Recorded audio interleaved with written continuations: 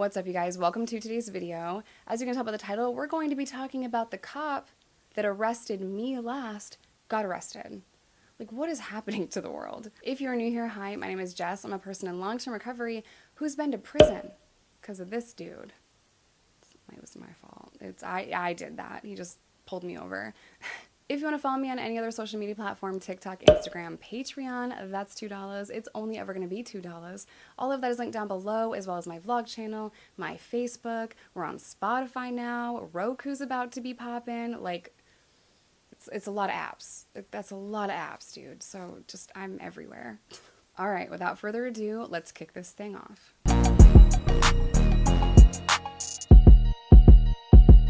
First and foremost, I would like to thank Chris George for kicking off my internet career. He hates me for it. So I was arrested in Fort Smith, Arkansas, October 20th of 2011. I was pulled over by this dude. This one right here. Yeah, he pulled me over, me and my co-defendant, apparently because we had two, stickers, like the registration sticker. We had two of those on the back of the car. Why? I don't know. I had nothing to do with that. But that was the reason. The reason is I was out at 4:30 in the morning, and that's the reason. In Fort Smith, Arkansas. And if you've never been there, there's no one out at night. Just me, not in my sober brain, and that cop. That's it. Most of you know the story, but I'll give you the Reader's Digest version. I was taken to jail. I was charged with possession with intent to distribute methamphetamine. And then another charge would come in a couple of days later. They slid it under my door. That was fun. Did I mention I was pregnant? Yeah, so I was pregnant. So my daughter was born while I was incarcerated. She goes to foster care. I go back to prison. I get out of prison, fight to get custody of her back, which was a lot. I mean, it was a lot. It was, I was on parole, so I had to do all the things with parole. The terms and conditions with parole, it's a mile-long list. You got to get a job. You got to, that's a normal thing, but you have to get a job, stay sober, take P tests. It's a lot, Then I had to work a DCFS or CPS case because my daughter was in foster care. So I had to do hair follicle drug testing for them and then urine test for parole. I had to go to meetings. I had to get psych evals. I had to take child abuse testing scores. It was a whole laundry list of shit, but I did it. And I don't know how I did it, but I did. And I did have, some incredible people in my corner at the time. Years go by, right? Years go by. I start filming my story for YouTube, and I get a message from this cop that said, hey, I think I arrested you. I think I arrested you, actually. I don't know if you remember me. You probably hate me. You probably hate all cops, blah, blah, blah. I think I actually still have the message, and I'll put it up here. First of all, it sucks that he thinks I hate all cops, because I don't. When I got this message, I don't know. I don't think I responded right away. I just kind of sat on it for a minute, because when he reached out to me, I was like, man, second of all, it's amazing that it's come full circle, and, he's inspired by my story, and, it meant a lot to me to receive that message, and we have been friends ever since. What the, how the fuck, why the fuck, you're friends with the cop that put you in jail, and, all that shit, how? That is on healing, and that is on growth, because he was doing his job. And I was doing my job at the time. I was a very angry, very addicted, very depressed. I was a miserable person. I was a really bad person. And I deserved a lot more time than I got. I've always been grateful for my sentence, and I needed it. It was so necessary. This is a very long, rambly history. Oh my God, I'm so sorry. I'll leave a timestamp or something. If I hadn't have gotten arrested that night, who knows what would have happened. I got arrested so early on in my pregnancy that my daughter, who is 11 years old now, what? My daughter is healthy and perfect, and she's not perfect, but you know what I mean. She came out perfect and healthy and totally fine. No health complications, no problems whatsoever. And I'm just very grateful for that, very, very grateful for that. But, I was in active addiction, and I had struggled with addiction my whole life. I don't know what I would have done or how I would have handled that had I not been incarcerated. So, all the choices and decisions and triggers, for the most part, you can find drugs in jail. Most of that was removed, and it needed to happen that way, So when Chris reached out to me a couple of years ago and we started talking, I'm like, it worked out, I worked my ass off. It was really hard, there are residual issues from what I went through in the Department of Corrections. Throughout most of my pregnancy, I was incarcerated. It was very hard. And this is not about me, but not for nothing, I really fucking hate when people are like, oh, look, it worked out. Like, I know your shit was hard and your trauma was hard, and like that thing that was really fucked up that happened to you, that was really hard, but like, it worked out. Yeah, you did it. Okay, but also, it shouldn't happen that way. So I have shared my story of giving birth while incarcerated as much as I possibly can, because we need to change the system. That is the sole purpose of sharing that story, is education, and so that people, take a look at it. Like, yeah, I was wrong. I absolutely deserve to go to prison. I broke the law. But just saying, just don't break the law, that doesn't help anything. That doesn't fix anything. Our prison system's a fucking nightmare. It's failing all the time, and that was the whole reason for that. So anyway, this is way too long. So I've been friends with Chris for like 2 years now. I've had a lot of conversations with his wife, Amy, who is so sweet, and she was just always so encouraging. So if you're a police officer, you need to be held to a higher standard, okay? And that's like a given, right? But if you are a cop and you get arrested for something, this is what happens to you on your local news station. Take a look at your screen. This is Chris George. He turned himself in today for disorderly conduct and second-degree terroristic threatening. According to a report, the threats were made on Memorial Day. A Greenwood police officer wrote that George called him saying he was in his work car and on his way to Greenwood to kill someone. So in the state of Arkansas, there is this ridiculous, look at me, ridiculous law that makes no motherfucking sense. Like, no sense at all. If you're mad in Arkansas and you get on the phone and you tell someone, or you text them like, I'm gonna kill you, whatever, if you say something like that and you threaten someone's life, there is something there in Arkansas. It's like, it's its own country, really. It's something called terroristic threatening. So while I do believe that cops need to be held to a higher standard, I also think that the news stations were kind of fucking unfair, because they just said all kinds of stuff, and I'll get there. So this is what happened. Chris and his wife have been going through some issues, and that is their private business, and it shouldn't have been mentioned in the local news station because, what the fuck? Unnecessary detail. You know what I mean? Like, you really didn't need to say that. So this guy has essentially been like harassing Chris and his wife and threatening them and just being really shitty. And this has happened over a long period of time. I don't have the exact number on like how long this has been happening, as long as I have known them. So it's frustrating. Chris got upset because he's a human being.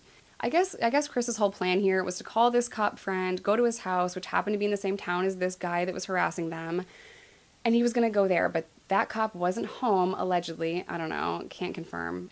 So that cop was like, Chris, go home. What are you doing? Go home. Well, he listens and he goes home. Well, a couple hours later, cops are at his door and they take his gun, his badge, all that stuff, and it's kind of a dramatic scene. The police report said that Chris sounded drunk. Well, that's also unfair because he wasn't breathalyzed or tested, none of that. It was just like alleged, right? So the news stations go crazy with this, and they say that he went there in his squad car armed.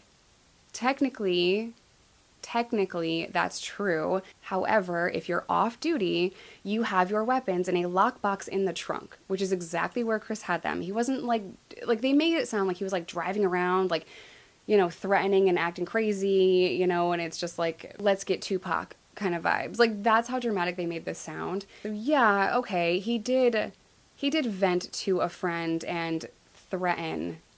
He didn't threaten the guy directly. He didn't call the guy directly. But Chris's cell phone was pinged in the same town, and technically he did go to that town off-duty armed. But that's not how it happened, though, because the guns that he can carry locked in the trunk. So there is still an investigation pending. He received 19 days of no pay, suspension, no pay, but there's still like the criminal side of it going on. Like, they are still investigating it.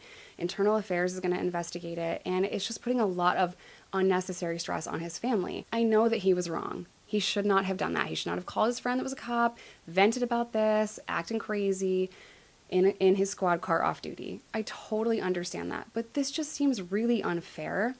It just goes to show you that anyone can be arrested at any time, even if you're a cop. And sometimes the law is stupid and the system fails.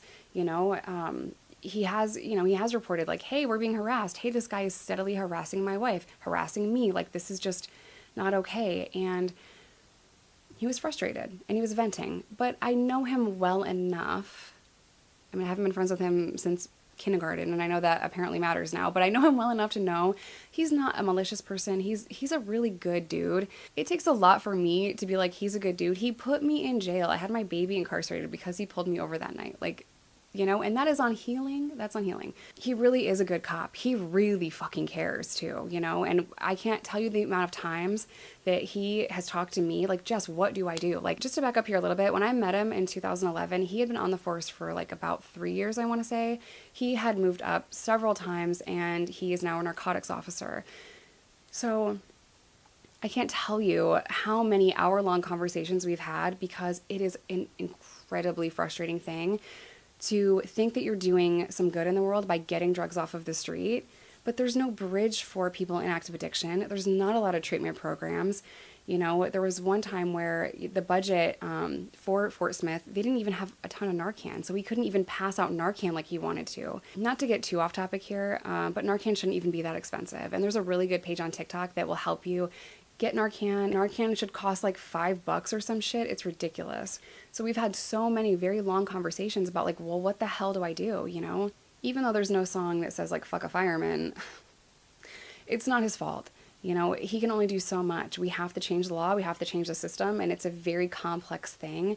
The war on drugs isn't working. And I'm saying that because he's the kind of man that goes home to his family every day and thinks about all the ways he's failing as a cop, even though he's doing a really good job. He's done his job to the best of his ability.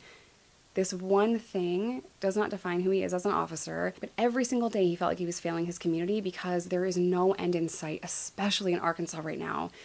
It's like raining meth there. Dramatic. There's so much, like, it's crazy. Insanity is repeating the same shit, expecting a different outcome, right? So why do we keep doing this shit, expecting things to be different? I wanted to include that because this also weighs on him very heavily. And like any couples that have kids and have been together for 84 years, I don't know, it's not 84 years. They have issues, they have problems just like the rest of us. You know, he's a human being going through a lot of stress, and then this dude won't stop harassing him. So he vented to a friend one night. Like, come on, man. Now, for the opinion that he did not ask for, that is going to irritate him, but I think I've already said this to him. I think this is a really good learning opportunity and a really good learning experience for him to be able to see it from this side. Because I think that there is always going to be a disconnect when you haven't experienced something personally. He had to get booked into the jail. He had to get fingerprinted, mugshotted. Mugshotted? They took his mugshot. Everyone knows what he did. It's embarrassing. The law is kind of fucking unfair. The system kind of fucking fails sometimes, you know? And this person was like, oh my God, he's gonna hate me. Just block me, Chris. Like Captain America energy, you know what I mean? Like, he could save the world, and like, this is giving him a new perspective. And I think it's always really important to try to put yourself in someone else's shoes, because forever, you know, like, how many years? He's been a cop for like, I don't even know, like 15 years or something. The amount of people that he's arrested and they've gone through that. I've been personally victimized by Chris George. Stop it. He's only ever seen it from his perspective, through the lens of his own experience, and he has never seen it from our side. So I think that this is a really good learning opportunity for him. Not that he isn't empathetic, but I think this is going to help him be even more empathetic to the people that he's putting in jail. And I think that there's always a lesson to be learned in everything. As much as I give him shit, like, really, they had to fingerprint you? What a hellish ordeal for you. Like, shut up. Shut up. I think that he's going to be a better officer because of this experience. And I also think that if you're going to be a cop, you should spend, I don't even know, at least a weekend in jail. You should go through the whole process so that you can have the empathy and compassion that is needed out there. A lot of cops and corrections officers, mall cops, you know, security guards, a lot of them think that they're better than us, and they talk down to us and treat us like shit. And this is just my own personal, very biased opinion from my lived experience. A lot of officers have treated me like complete shit. This wasn't one of them. He was not shitty to me. I was shitty to him, actually. I was not great when he arrested me. I was very confrontational, you know, just shitty. As unfair as I think that this is, I still think it's a good learning opportunity, and I think that it'll make him a better cop. Let me know your thoughts in the comment section down below, because, like, haven't we all talked out of anger and said things we didn't mean out of frustration? And, like, Haven't we all done that? So this is kind of unfair, right? But he's a cop and needs to be held to a higher standard. So I totally understand all of that. But let me know your thoughts in the comment section down below. I'm going to end today's video here. As always, I love you guys. Stay safe, stay in recovery, whatever that looks like to you. Don't say you're going to kill someone if you live in Arkansas, because that's a crime. And I'll see y'all in my next